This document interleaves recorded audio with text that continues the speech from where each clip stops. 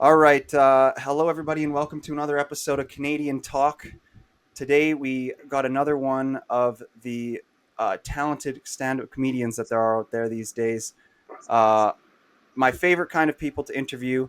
We've got James Etchison here, and you can find him online at James Etch Insta. Very, very Yeah, clever. Do you have like your own James website or Etchison was anything? taken. Sorry, go ahead. Do you have your own website or anything? I don't. Nowadays, it just seems like social media is the way to go. I am a web developer, but I made a website and I just never used it. I guess not many Okay, people are visiting versus just following me on the cool. social medias. Yeah, I saw that you were into computer science. But yeah, thanks so much for coming on the show. I'm excited to have you, and yeah, thanks a lot. Yeah, me I too. It's really gonna be think great. I really think that based on like I really watch a lot of comedy. I consider myself like a bit of Yeah. like a comedy enthusiast, and I tell you, your writing is of top caliber. Like your Uh, jokes are, and this is not to put down your delivery. I'm not saying your delivery isn't yeah. just as good.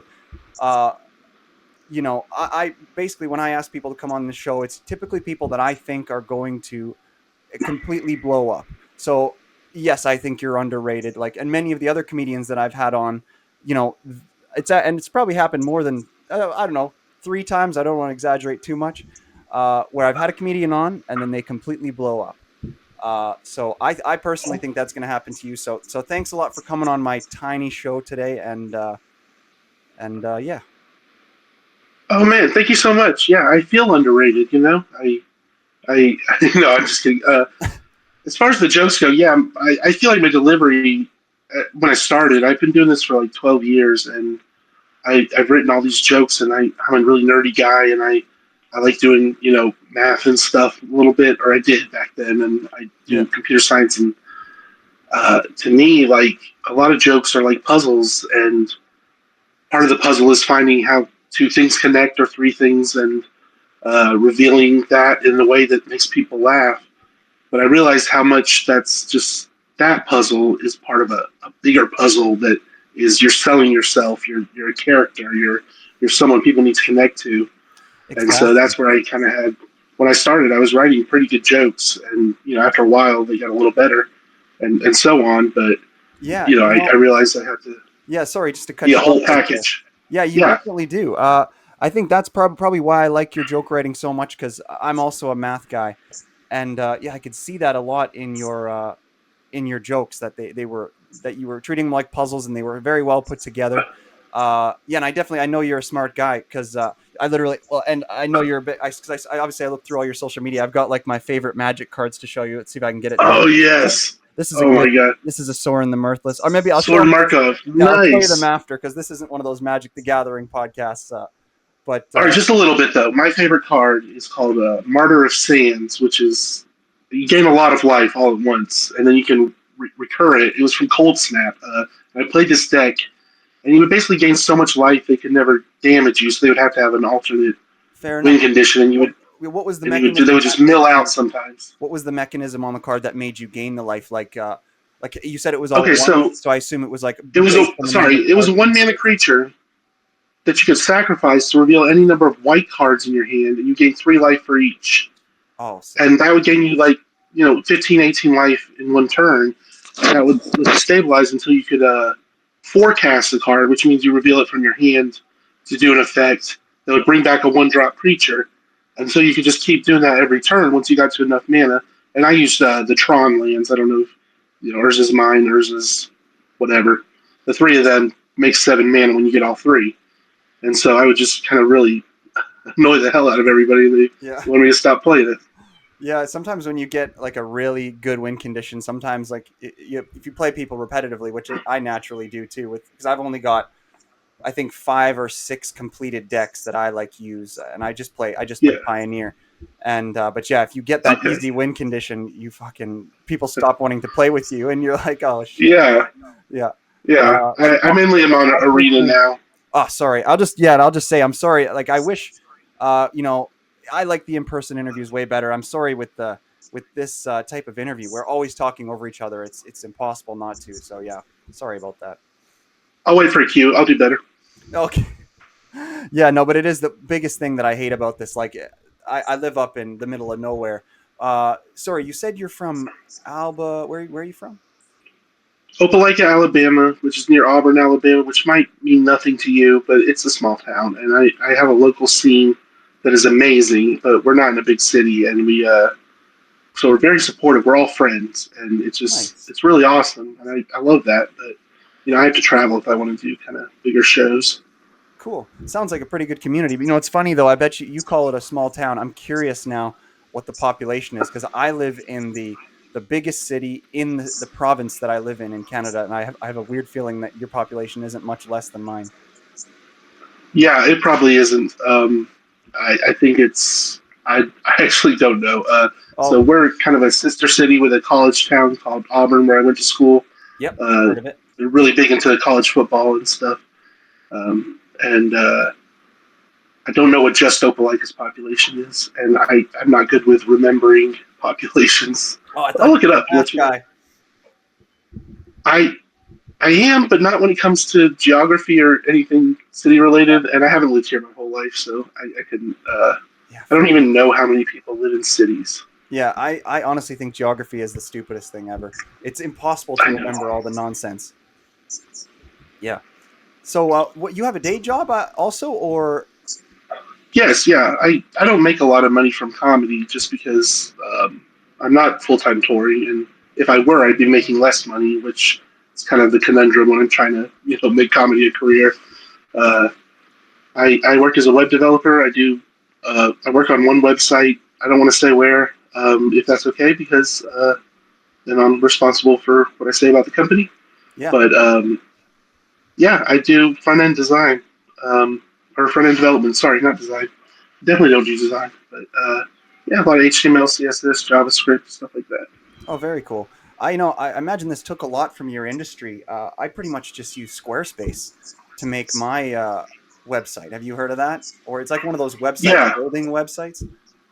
yes, I've used yeah, Squarespace a little bit. I used to work for the on a contract for the CDC, and they used WordPress, and I was surprised at that. But yeah, it's if you're a contractor, you end up using those tools anyway. But I it's like a store that I work for, so there's a lot of orders and payments and things like that, and Cool. a lot of different things. So I'm very curious. We'll jump back to comedy a little bit because that's the dream that we're talking about here. Uh, Yeah, what? So you've been doing it for about 12 years, you say? Yeah, because I was sniffing around your YouTube and I saw that you had some videos from about that long ago on there. yeah. What inspired you to do comedy? And tell me what you think.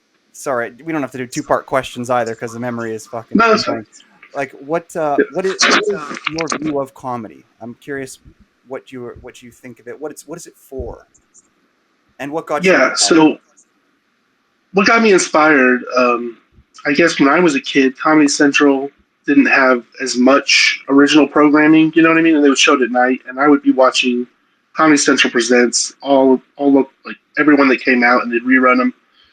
And so I would watch everybody, and I was like, this isn't something I could do. I'm not like these guys. I'm kind of a I had my friends, and like we would joke around a lot, and that's kind of how I got funny was with my friends and family, just like creating a feedback loop back and forth, joking around all day, and eventually those jokes got funny. And then I had one friend who was just beyond funny for his age, and he just Oh rubbed yeah, off on me. But anyway, just not rubbed off on me, but you know what I mean. yeah. It's funny, Shout out. If I could just quickly interject, yeah, I'm surprised to hear you say that you like you didn't think immediately that you had that presentability or like you look like a person who could be a performer because I actually thought the opposite when I saw you. When I first saw you, I was like, this guy. I feel like this guy was maybe in like theater in high school or something like that. That was my first thought. So I took I the complete I opposite. was. Oh, okay, okay. So I guess yeah. Um, yeah, So what made you I think you didn't couldn't know be that. like those guys? You could I definitely. didn't know that. I was just low self esteem in high school, pretty much. Oh, okay. It built up as I realized I was funny and people really liked that. So, but at the time that I was watching Comedy Central, it wasn't until I saw Mitch Hedberg was who like I guess like made me realize that like there's multiple ways to do this. you had the Louis C.K., like a young Louis C.K. and Greg Fitzsimmons and all these really great comedians on Comedy Central. And then I saw Mitch Hedberg, and I'm like, oh, this is totally different. And I wasn't thinking I could do that because he's like the biggest genius of all time. But I was like, oh, there's different ways to do that. And So so, so when you so I see so like you thought before you thought, oh, I can't be like Louis C.K. because he does that conversational style, long form stuff like that. You're like, I can't break that. And then when you saw the structure of Mitch Hedberg's stuff, you're like, oh, hey, I can do that. Is that what you're getting at? yeah, I think maybe I thought eventually I could do something more like that. And that's kind of, I'm not trying to rip off Mitch Hedberg or anything, but short Yeah. jokes and jokes that are more, you know, I guess more puzzly and less like boisterous and more, and like you said, conversational. It's not something I thought I was prepared to do at that time, and I Yeah. still don't. I still gravitate towards the one-liners and stuff. Yeah. So you'd say Louis C.K. is one of your favorites and Mitch Hedberg. Those are your two inspirations. No, I would have a long list, Okay. but Mitch Hedberg would be at the top, and I do love Louis C.K., but less of an inspiration, more just I appreciate that kind of humor. Yeah, He's got some of the best jokes I've ever heard. for sure. And he's getting multifaceted too. Like he's like making movies and all that kind of stuff. I think he's a pretty good director and a good actor. I mean, I don't know what you think. Have you seen Louis? I have seen all of Louis, and yeah, I would say he's a really talented and multi-talented person. And Yeah. Louis is just such a great show. Yeah. Even when it's not funny, it's like it's gripping in a different way each episode. Yeah. Did you happen to see 4th of July, his movie that he released, or no? With No, I haven't even heard of that actually. No, really? He has that one New York comedian on there. He's kind of oh man, he's kind of skinny. I forget his name off the top of my head. Uh 4th of July main character. Sorry, normally I have a producer do this for me, but not today. Oh, they got the 1989 one up here.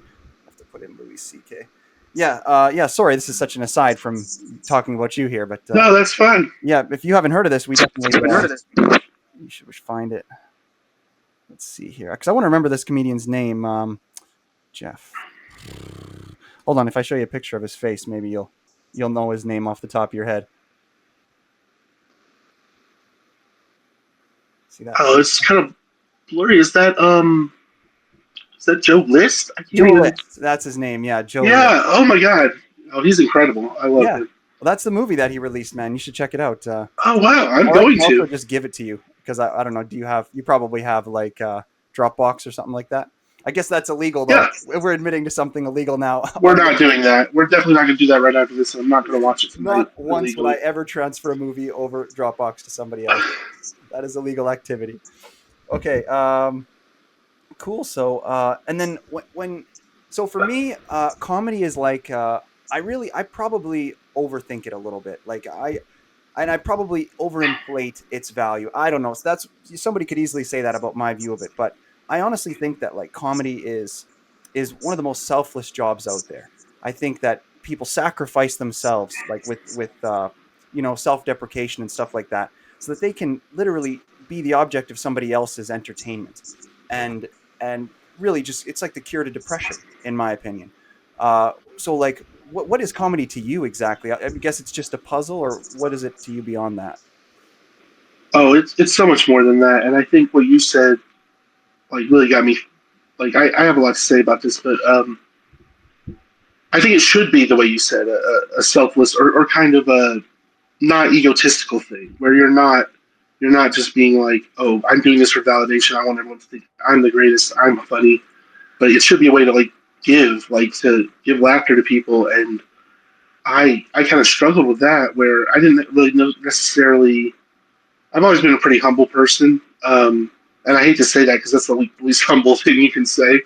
But back when I started, I was doing it a lot for validation. And I got really addicted to the high of like people telling me I'm funny and people laughing, and me thinking, oh well, this is how I deserve to be here.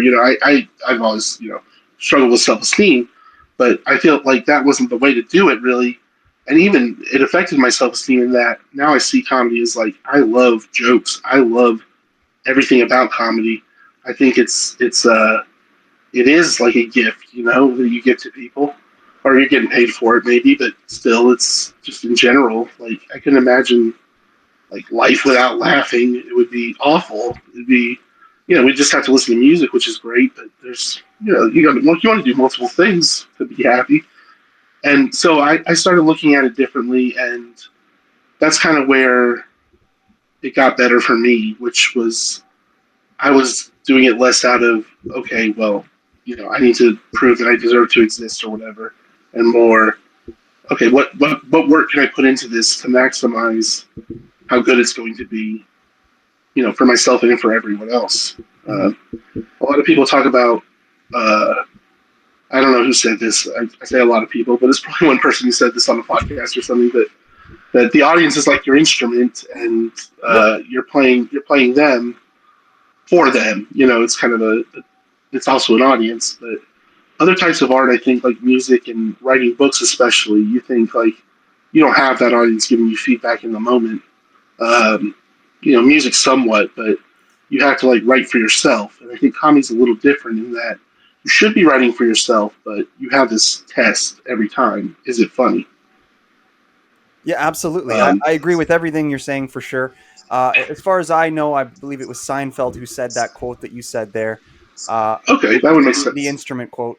But yeah, I totally agree with that. But that's actually it's funny because I always talk with people like you about this, kind of about the intersection between sort of more what I do, which is the long form podcast stuff versus stand up, and there's a lot of differences to it, and because I don't have that audience feedback, it can be tough sometimes to make sure that I don't have too much fat on the stuff that I'm saying and I stick to being interesting. You know what I'm saying? And uh, yeah, that's the other part though. But it is nice because you can kind of cut out the nerves aspect of the stand up comedy, which is one of the biggest parts that I struggle with to do with performing. Yeah, How do you deal with that? So like, do you get nervous when you do stand up, or did it go away after a certain amount of time, or? it went away after. I mean, it was like 8 years. It started to die down. It was obviously the worst when I first went up there, and then as it went by, now I think even when I did that kind of shift in how I thought about it, I'm much less nervous. But then I'll get on a big show like recently, like you were saying, with no live audience laughing. I recently just won a TikTok contest called Laugh House. This last Wednesday was the finals, Okay. and I was really nervous about that because there was so much like prize on the line. Like I'm getting to perform at the New York Comedy Festival and get a good amount of money, and I really wanted that. And so when I before I was doing it, I was so nervous, and it was on TikTok Live, so it was just like kind of like this, but even without interacting with even one person. There was judges, but it was just mainly playing to the chat and stuff. Hmm. So that made me nervous, and if I get, and I'm sure I'm going to be very nervous at the New York Comedy Festival, but we'll see. But Wow. yeah, it did go away after a while. Well, congratulations, man. That's awesome. Thank you. That's cool. So you're gonna go to the New York Sorry, I Comedy wasn't. Fest. Yeah, I'm going to perform on it. I don't know which days or which venues. And I didn't mean to plug that as like a humble brag or Oh, that's anything, okay. but I just wanted to say something about how Yeah, nerve wracking that was. for sure. I mean, yeah, I would have you say a couple of your comedy dates and stuff like that are coming up, but this will come out next Wednesday, and quite honestly, I'm not sure if too many people from Alabama will be quite reaching this show for quite a while. Oh, there will. These what these more are is like not for like immediate promotion. They're more so for like, and I see this for podcasts in general, but they build a character and like a body of work, for you. So when people look you up 10 years from now, 20 years from now, they will see this and they can learn more about you and stuff like that and see you in your natural way. Uh, yeah, but yeah, that is definitely the weird thing. Sorry, I'm just going to continue on to another topic that popped into my head about podcasting and like the show that you said that when you don't have that audience right in front of you, it is very hard to not to know if you're getting too boring, which is something I've struggled with a lot. Like when you said it before, where you said, you go, oh, a lot of people say, and then you go, wait a second, no, that's not really accurate. One person, I probably saw one person say it. That was one that probably like my 20th or 30th episode in, I remembered I had a phase where I caught myself doing that a lot, and I was like, okay, let's stop saying a lot of people say, because that just because if my friends say it or a few people that I've seen, it doesn't have any meaning to the people that are listening. You know what I'm saying? And Yeah, it's funny how the more you talk like that, you can just get better. And podcasting is really good for that. I mean, obviously, I recommend to everybody to start one. You should start one, and I yeah, it just helps you get. yeah, I'd like to. I'd like to start when I just I get discouraged by things like that by Yeah. playing it back, and I'm just like, no one's gonna want to listen to this. So, Oh God, that is the um, hardest part, and the hardest part too is you have to edit your own shit. So then if you did a shitty, boring episode, you have to sit there and watch yourself be boring, and it's like, fuck, I fucking suck. I should quit. And yeah, that happens with literally every episode that I make, and then I watch it, and sometimes I'll get a glimmer of like, okay, that maybe that's okay, maybe that's not too bad. But oh yeah, yeah, this shit drives me insane. yeah, like on a 1 hour Like episode, there I will sometimes be like three different instances where 2 minutes of it were funny. Sorry, go ahead. yeah. No, I was just saying, like, anytime I have to edit anything, I've tried to do like video podcasts with my son, and just going through and just seeing myself over and over again, even editing clips for posting, which is very little to do compared to podcasting, is just. It's not that I've gotten to where I don't mind the sound of my voice or anything, but like for a podcast, that'd be different than the stand up video or whatever. And I, it's just like, I got to build the skill. Sucking at something is the first step to being kind of good at something, they say. And by they, I mean Jake the dog from Adventure Time. Yeah, true. That's like Again, me in doing Magic. that same thing. I suck at Magic, honestly. I bet you you'd crush me. I have very powerful decks though. Like I've put a lot of money into it, so maybe I might be able to keep up. But I don't know. It seems like you'd crush me. We should play sometime. Uh, yeah, I only play on Arena. So if you have Arena, we could play on there. And I mainly just draft, but I have so many accumulated cards that I can build pretty much any deck. And Yeah, we could do arena, but I don't know. I think I would trust like yeah, I don't know. Yeah, we'll figure something out. yeah, So I don't have any paper cards right now. oh, you don't have any paper cards right now. Oh shit. Yeah, I have two kids and do comedy a lot, so that's time for Magic. Less time for I Magic. have some Commander precons. Yeah. Cool. Two kids. That's amazing. I don't have any kids yet. What's been your favorite thing so far about being a parent? Oh, just watching them like grow up, and especially my son into just liking the same things I like. He did stand up at Dragon Con, which is a fantasy sci-fi convention, and he did it his first time, and he was amazing. And yeah, and just watching them like become people. You know what I mean? I not that they're not people when they're born, but and definitely don't want to get into anything else about that. But they're just like they're growing, they're learning, and just they're just impressing me every day. Yeah. You don't that was a good one, man. So you don't like talking about like the abortion stuff or no, I guess that's I too mean, I'll talk about it. I just didn't yeah. know if you wanted that No, to be the I talk focus about anything. because that had nothing to do with what we were talking about. Yeah. Oh, I like how you just like alluded to it though, and you're like, oh, definitely don't want to talk about that. Yeah, Yeah, yeah, we could I, talk about it if you wanted to be. yeah, I have Very pretty a lot clear. of comments. I'm not staunch on a lot of my opinions, but I will say that I do have opinions about certain things nowadays. Like I never thought that I was going to be very political, but then you kind of you get older, and then you're like, well, that's you think you pick a solution, and then you think it's the right one, and then you just kind of stick with it, and you reinforce your own beliefs over time, and Yeah, I don't know if it's a bad thing or it's a good thing, but I don't know. People are allowed to believe things, I guess, in terms of the political sphere. Like a couple things. Let me think of some things I don't like. I don't like when people overly criticize like the leader. So like the presider, so the president or the prime minister. I think it's really primitive political views to ever criticize that person. Like if you're a person who like hates Trump or you're a person who hates Trudeau, you're stupid. You know what I'm saying? Like I don't care about your opinions now about anything else. 'Cause if you think that person matters, you know what I'm saying? I hate that. yeah. Um, I sorry, go ahead.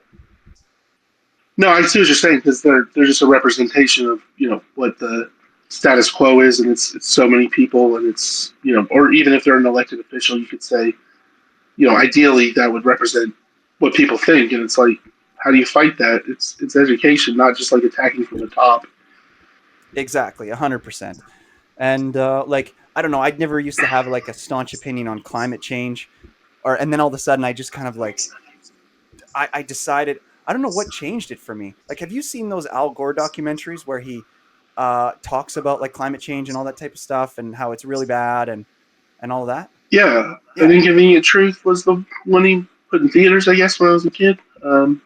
I haven't watched it, but yeah. I know a little bit about climate change. Yeah, yeah. And then like growing up in high school, I'm sure that I'm not sure how much older you are than me, but uh, mine was decisive across the board. They were like, the phrase they would always say is they're like, 99% of scientists agree climate change is real. That's what Yeah, they would always say. And I was like, well, hell yeah. I mean, how can I disagree with that?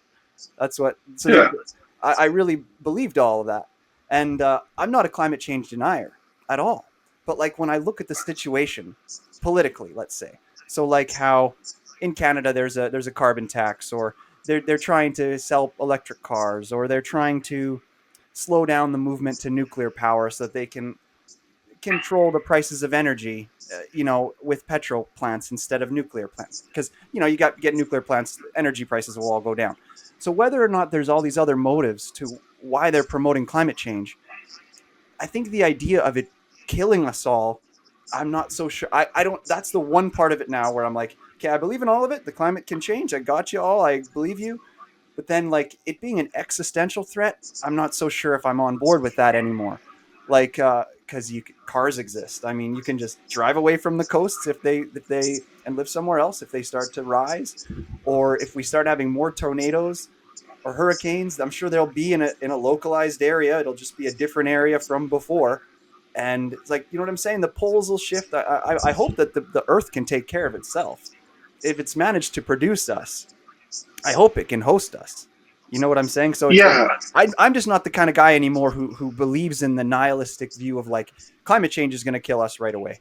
I'm not that anymore, and I was like that up until maybe about 10 years ago or so, like when I was about 21 ish. yeah. I think I had a big shift in my beliefs. My thing is, I don't know enough about climate change to say anything right now about the actual climate change, but I don't trust the government about anything, especially not ours. Yeah, I'm very much like, not government always bad, but like they don't have our best interests in mind, and so if they're gonna start making all this legislation, I'm sure they're trying to get money and power. And I it's not that I don't have strong opinions about certain things. It's just some things I just am so yeah, not nihilistic about. I would hope, but I just like, I can't care about this one thing because I'm caring about other things. yeah. Well, And yeah, I try to keep it local to, starting with my family and then spreading out to my community on yeah. what I care about. But I get mad a lot, and I don't like to.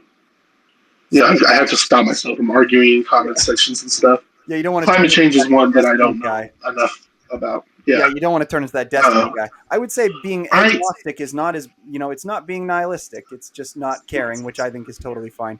But yeah, do you know that Destiny guy? He used to be a StarCraft 2 streamer and now he's all over the yeah. internet.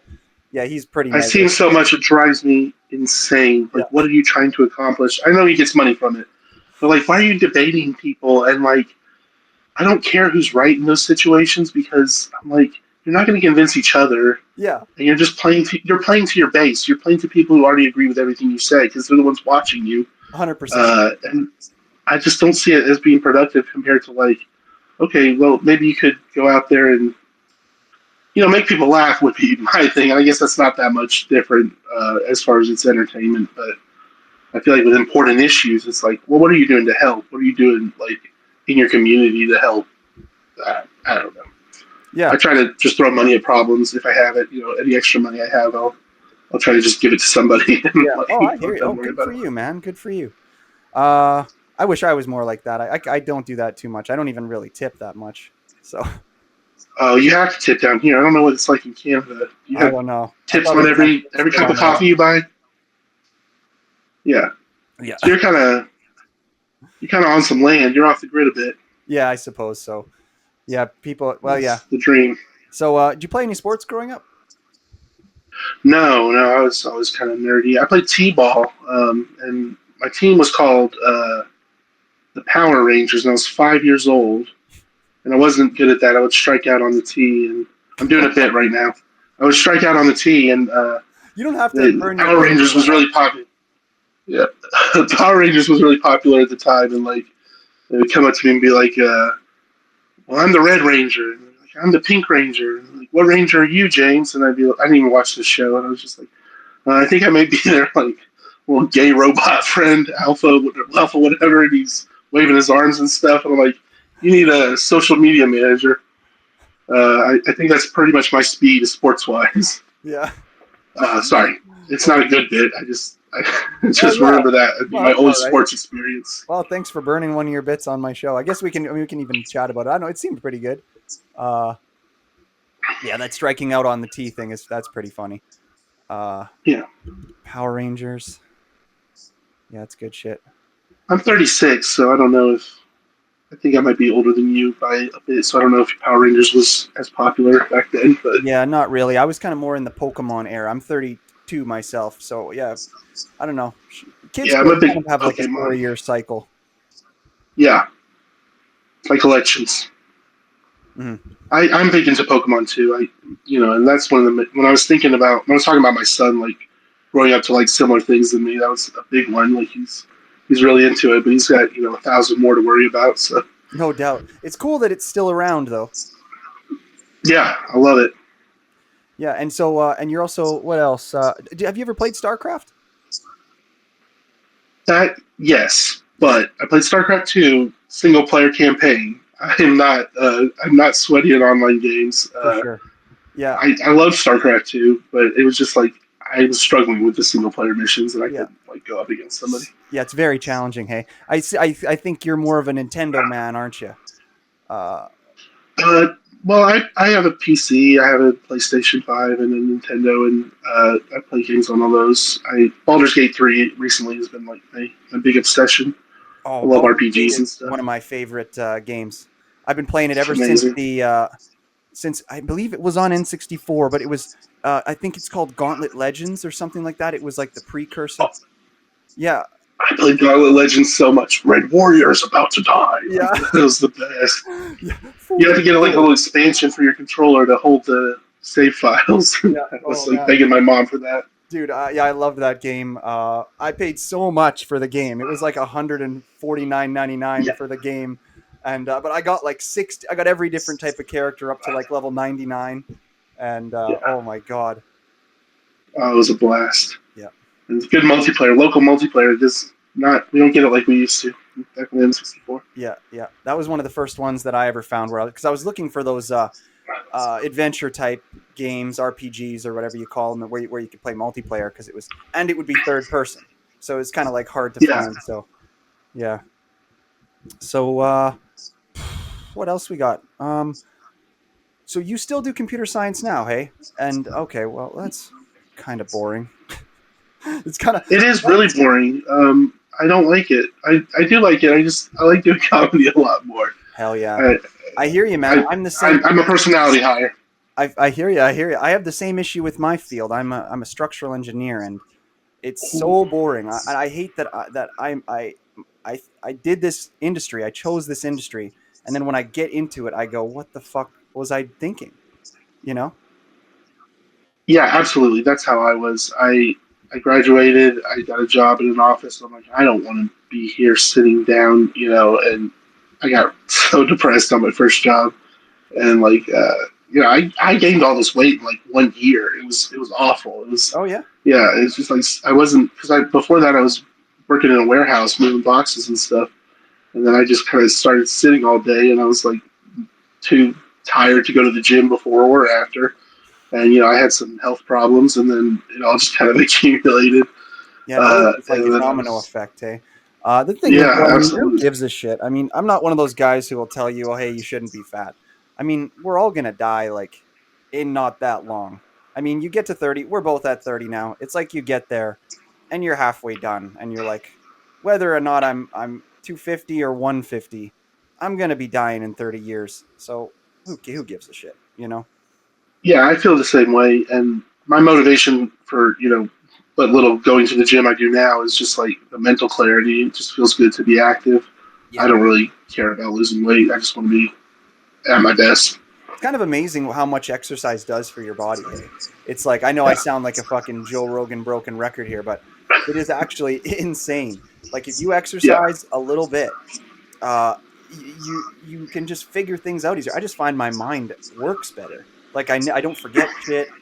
I can think of more shit, and that's what I'm looking for. I mean, yeah. And like if I get tired, I do 5 push-ups, and I'm like good. Like my blood starts rushing. Of course, with my size, it's a lot to do 5 push-ups, but yeah, like I do them all day. Like I'll just be at the office and I'll just drop on the floor and be like, all right, I'm sleepy. bust Let's them get out. these in. Nice, nice. Yeah, yeah. Not to go to failure, but just to like get the blood rush. Yeah, another good one I like is I like actually stretching. Like I know it Yeah, sounds gay to say, but I love yoga. You ever done yoga?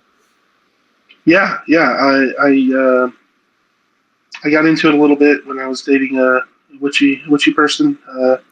And she was really into yoga. She was like an instructor or something, and she was showing me, how to do it. And Sorry, the I witchy had thing trouble got keeping up with her. She was, the witchy thing got me. Yeah, I've met lots of girls like that. The astrology types, the tarot card yeah. types. Those girls She are, did chakras.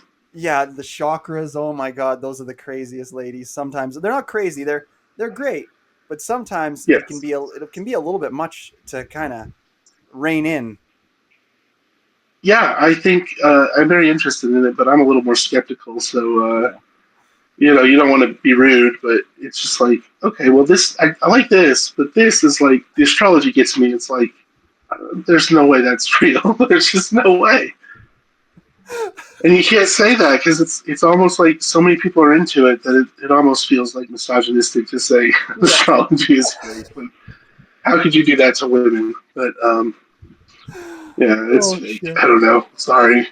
Oh, that's funny. That's funny to be like, oh, it's misogynistic, just to kind of broad brush it. That the Yeah, majority of the astrology people are females. There's not very many male ones. If you meet a male astrologer, then you're like, really, your red flags are up. It's like, what's up with this guy? yeah, yeah. He's a male manipulator for sure. Yeah, yeah. Oh shit. So, curious.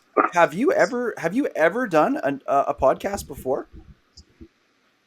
Yeah, Which ones were you on? I'm years very and years curious. ago. It was called Geek versus Week. Now defunct was one of them. I did it with some friends in Columbus, Georgia, uh, Tony P and Casey back then, and then I did one called Hallelujah, which also defunct now with my good friend Chris Hatchett.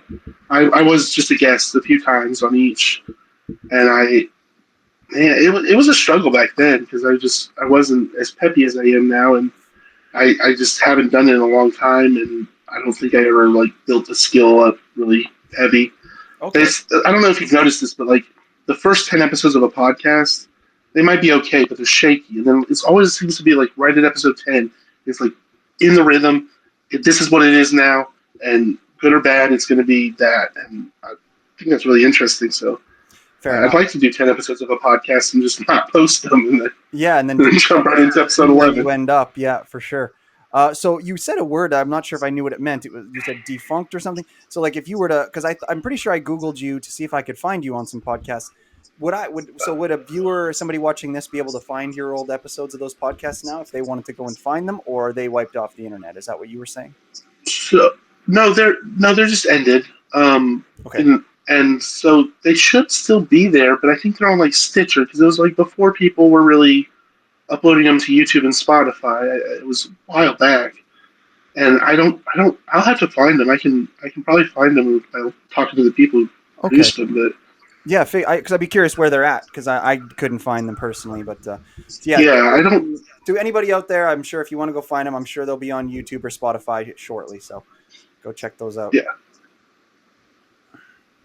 I yeah, I like podcasts, and I used to listen to all of them, like the Comedy Bang Bang and Pete Holmes, and like anything that I would find from there. I would find more podcasts from the guests and stuff.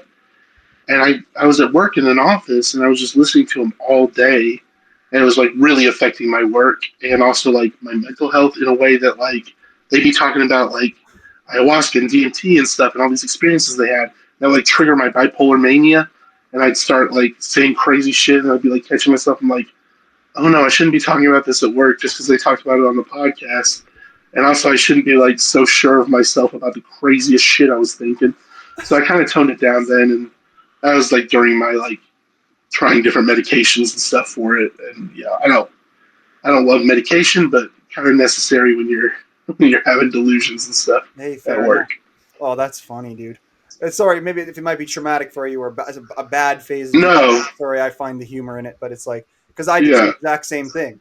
I mean, because the way you were like, oh, I was listening to podcasts at work and it was highly affecting my mood at work and my performance. I felt the same. I had the same thing happen to me, but I convinced myself, or at least I believe it honestly, so that it was better. I was happy to move over. I rather would exist in those areas. Like I have a lot of contempt right now for the professional world out there, and I don't know if yeah, I'll ever rectify it because like a little bit about me. I make most of my money from from real estate and stuff. So like I don't actually work or anything now. I'm not forced to be in a professional environment. So I'm not sure if I'll ever go back to that kind of the amount that I don't know if even if they paid me $500 an hour. I'm not sure if it would be enough for me to sacrifice a day to. So that's how I feel a little bit about that because I not so much to do with the ayahuasca stuff or anything specific about what you said, but like I enjoy consuming culture so much more than I enjoy designing a building, that I've done 25 times or making a phone call to the city to ask about a bylaw, just boring structural engineering shit. Or like, there's all types of different engineering you can do. But like, let's say you do something and it's perfect, but it's off by 1%, or like your supervisor thinks that it should have been this way by difference of literally, dude, we're talking margin of error of like, let's say 1 or 2%, whether it be on a budget or a design. And that's worthy of debate. It's like, who cares? Just leave it. And I think it was mostly the type of people like that's why I'm talking to you right now.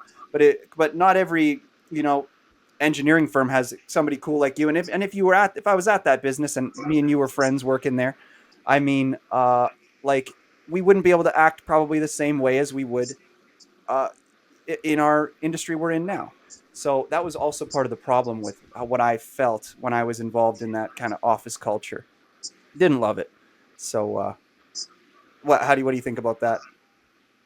big same. I hated it for years until I found this like small 15-person office that lets us pretty much say whatever we want, and they're funny people, and it's just a really cool place to work. It's like a satellite office for the big company, but I hate like corporate shit and like fucking people telling me, oh well, this pixel's this way, and on the Figma it's this way, and on the design or whatever it's this way, Yeah. and then they're like, I'm like, but what does it matter? Like it matches everywhere, and it's just Yeah. not Does it you're work? nitpicking and stuff. Does it work? It Yeah. fucking works. So shut up, right?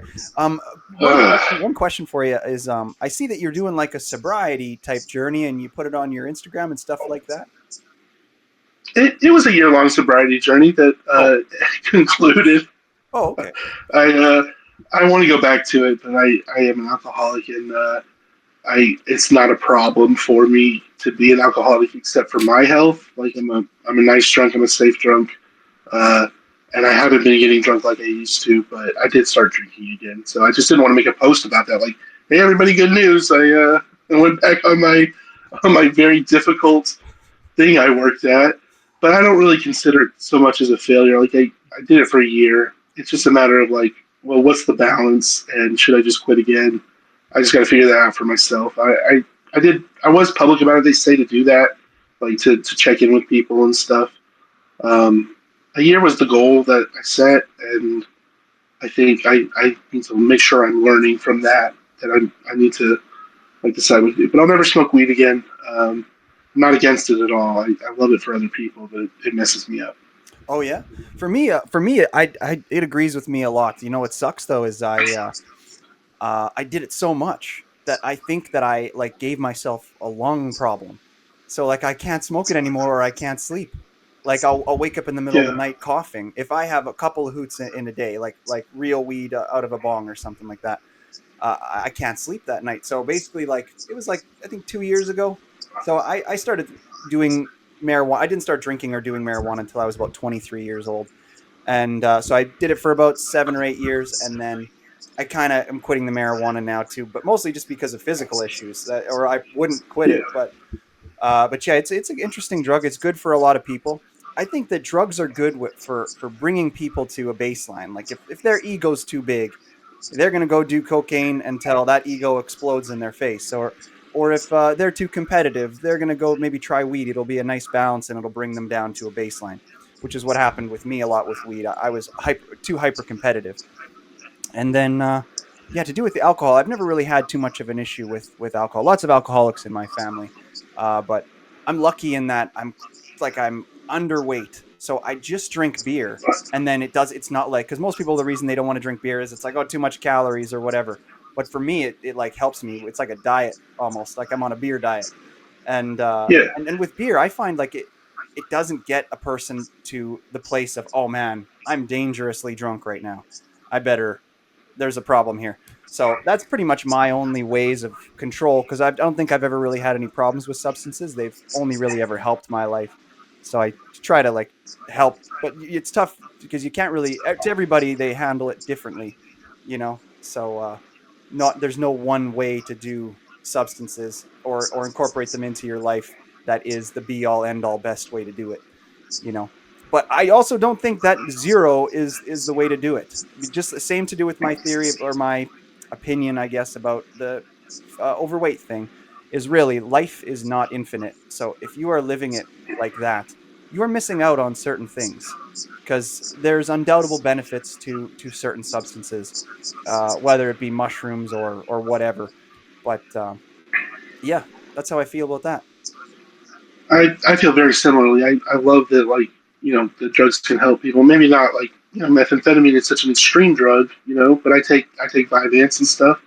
And part of my problem is I have ADHD and I do things to excess, and I've had to really rein that in, and I have to check that to be like, okay, well, this drink made me feel good. What's the next 30 gonna make me feel? And at one point, like during COVID, I was prescribed Adderall, but I would take like 120 milligrams and drink half a bottle of Captain Morgan 100 just to feel that extreme sense of like aliveness Yeah, and numbness. yeah, yeah. And oh man, it's great, but like it's not good for you. And I've been really like that's kind of why I started drinking again, or that obviously I It's a don't when I lesser. say alcoholic, that's my therapist's words. Yeah, I'm drinking in moderation and I'm using it to enhance certain feelings for sure. and to turn my brain off in a good way.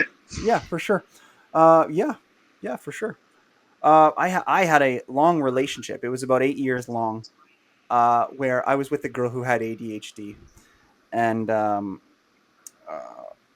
but anyway, before that, I was just glad to say I'm glad to hear that you're happy and you're you've found a good balance for your substances and stuff. That's awesome. I had a long relationship once with a girl, and it was really good. And then she started that stuff, that Vyvanse stuff, or something, whatever it's called. I heard it was like kind of like a meth derivative or an ecstasy Yeah, derivative or something like that. And it was wild, man. I don't know if it was different for genders or what, but changed our whole lives. Like changed. Has it had a huge effect on you? But is it in a positive way? I've been on it for so long that I I only take it to keep my job, pretty much. Okay. And so, yeah, I would say if you can not take it and like live and not get fired or whatever, or not get written up a lot, stuff like that, I'd say don't take it. And I'm not like again, I'm not anti-drug. I think drugs are great, but that one is just so. Um, you end up like taking it to just be able to function, and it works differently for different people all the time. Yeah, And that I'm not reminds me. I'm not like totally. That reminds me of a joke of yours that I really like. That meth one that you have, where you go. Uh, People say just do some drugs and it'll help with the comedy juices. But yeah, those people didn't say just do weed. So I did meth, and here's 5 jokes that I wrote, Yeah, or it was something I like love that. that joke. Yeah. Yeah, yeah, Do you have a I favorite love joke the of jokes I yours? wrote for it, and I think there has to be some sort of level of believability if that's what your character is. You know what I mean? Your persona, Hmm. and maybe that doesn't. That's just so outlandish. People know I wasn't on meth for a few days or whatever. But I think that joke works, and then it's just so silly and so unbelievable that sometimes I'll think about my set and be like, should I tell it this time? Should I not? But I love pulling out like the. You probably can't see it in the video, but like there's like burns on the paper. I always borrow a lighter and just like burn a piece of paper. There's nothing on the paper except squiggly lines. I have the jokes memorized, but it'll be like, oh, I was smoking meth and this is my nasty little paper that I burned. Yeah. Um, Fair enough. So yeah, I'm super curious though, and I can go first if you want with one of mine.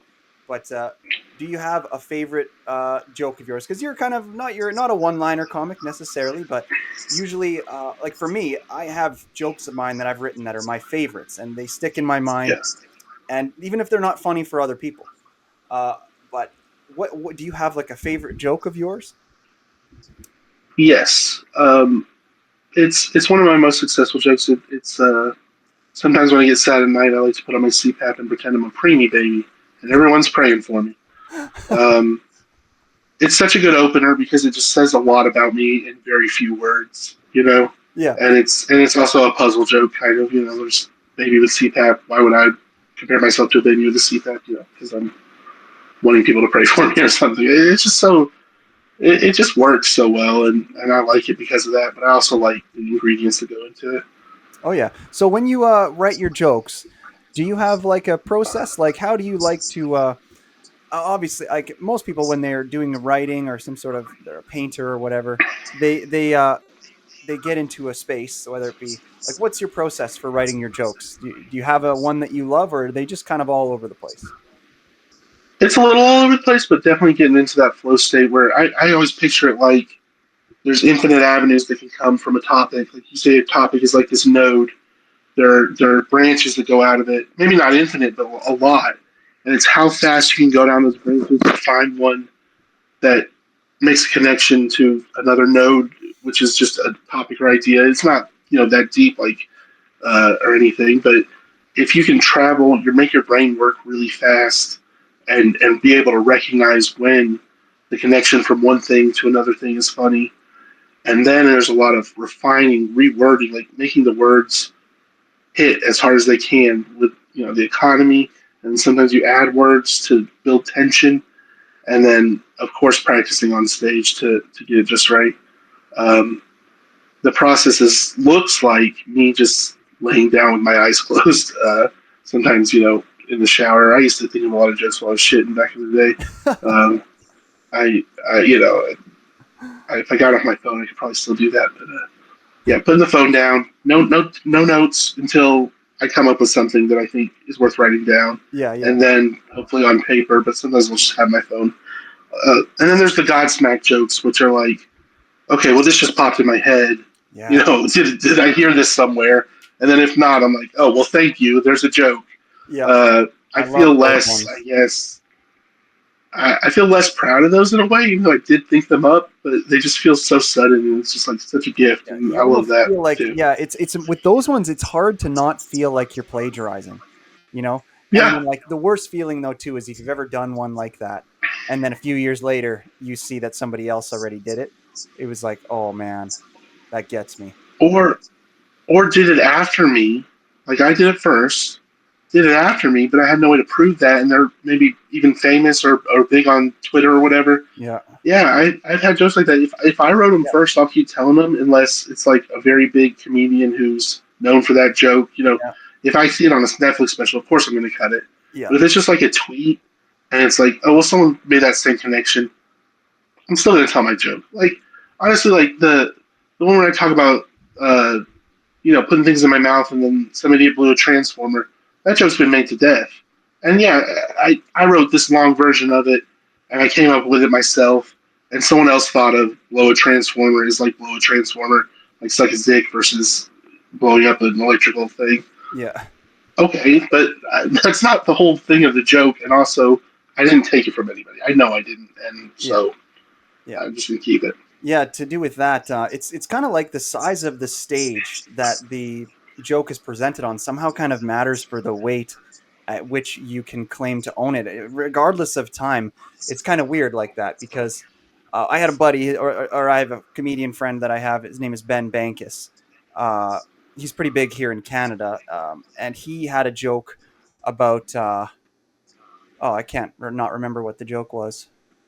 I can't remember what the joke was, but he had a joke. If you were to watch Ricky Gervais's newest special, he did the joke, and then the joke was on Ricky Gervais' special like this coming year, and he did it 3 years ahead of him on his special. So he has several specials, Oh, comedy so specials. he's got the proof. Yeah, and he's got the proof. It's he's got a special out there with 300,000 views, and then that joke was directly taken, and Ricky Gervais did it in his special. And we still I don't have a conclusion for you to this story because I don't know what's going to happen yet with it, but I mean, what can you do? I guess sue or something, but Yeah, it's tough. If they you have a bigger can't though, stage and than you, if they have more money than you, how are you going to be like, oh, hey, because that's the thing about comedy is when it's spoken word, it's really tough to, it's not, you can't really copyright it, man. Like things are not right, copywritten.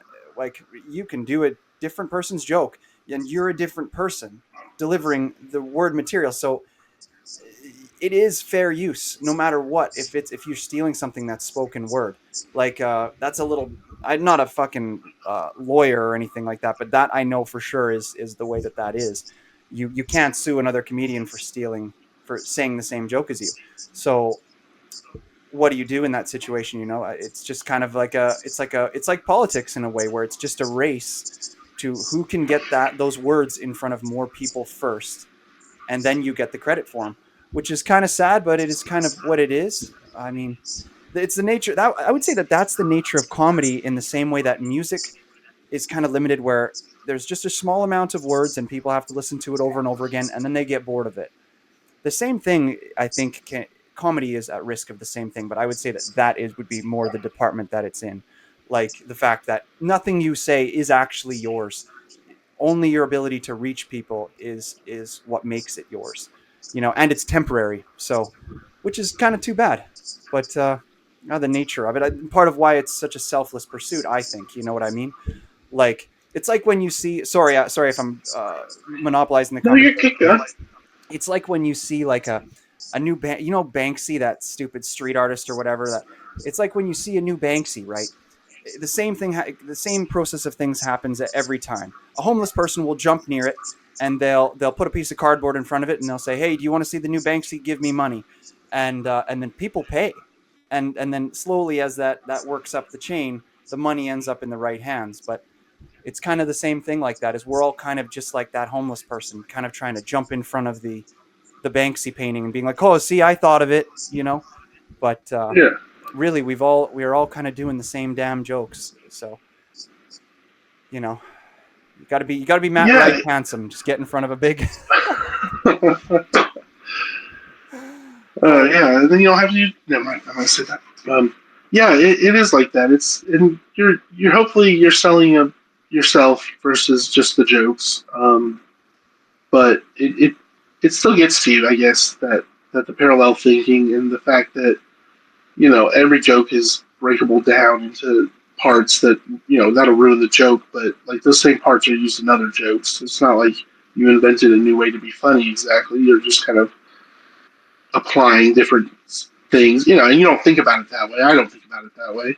I don't be like, oh, I'm going to write a madcap joke about the twist at the thing and like a diagram it like a sentence and just think about it.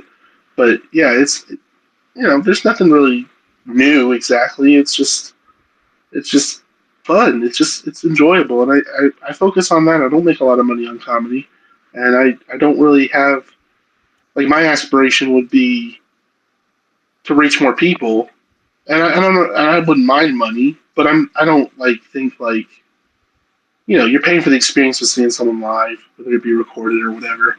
That's where the fun is. It's not about the ego and the let me start that over. It's not about just like, are you selling a product? Like, I don't think about it that way. I don't want to think about it that way. I don't want to think about it in terms of money or what value I'm giving to shareholders on anything. Like, I don't like to think about the world that way. Of course, that's how it is.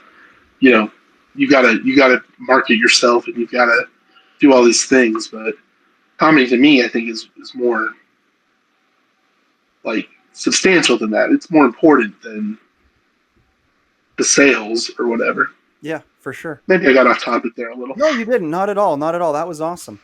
Yeah, it's kind of like a new religion. It's more important. It's very important. Yeah, and with that, I'll say thanks for coming on the show today, man. You're fucking amazing to talk to. I had a great time. Thank you for your time. I'll do Yeah, me my too. best to help you reach more people. I hope that for everybody who's like you, a selfless person. And No, I wouldn't say that. I'm sorry. I'm working towards that. But yeah, you have it. I'll send you. you were great. You were a fantastic podcast host, and I really that impresses me more than a stand-up comedian that's good because I don't know how to do that, obviously. Well, thanks, man. Appreciate But it. yeah, Well, yeah. really enjoyed it. One Thank final you. thing, though, I was curious. I heard you say Mad Cab, which I assume was is that here they're called Mad Libs. Oh, we have Mad Libs. Madcap is the Onion. The Onion, a writer for the Onion, broke down all the types of joke into 11 categories, and Madcap was one of them that came to mind because I like that word, Madcap. Okay. But he broke it down into this list of like you can dissect a joke this way and say, okay, this joke is a misdirect, this joke is a pun, this joke is shock, stuff like that. And Madcap was one of them, and that's what came to mind. Um, but Mad Libs is we have the same thing. It's Mad Libs, and I do think of jokes in those terms sometimes, where it's like, what's the best word to put here? Sweet. All right. Well, that's it. That's it for the show, everybody. Thanks for watching. So remember to go and follow James Etchison on anything you go on. James Etch Insta on Instagram, and he's got a YouTube page as well. And yeah, subscribe to the show if you're watching Canadian Talk. And that will be it for today, guys. Thank you for watching. Bye. Thank Okay. you so much. Please go subscribe to our YouTube page, Canadian Talk with Stephan podcast. We need you down there. Also, we have a website, stephanjackson.ca, where you'll find the audio versions. As well, you can email us if you got a question or anything you want to see us talk about. Canadian Talk with Stephan at gmail.com.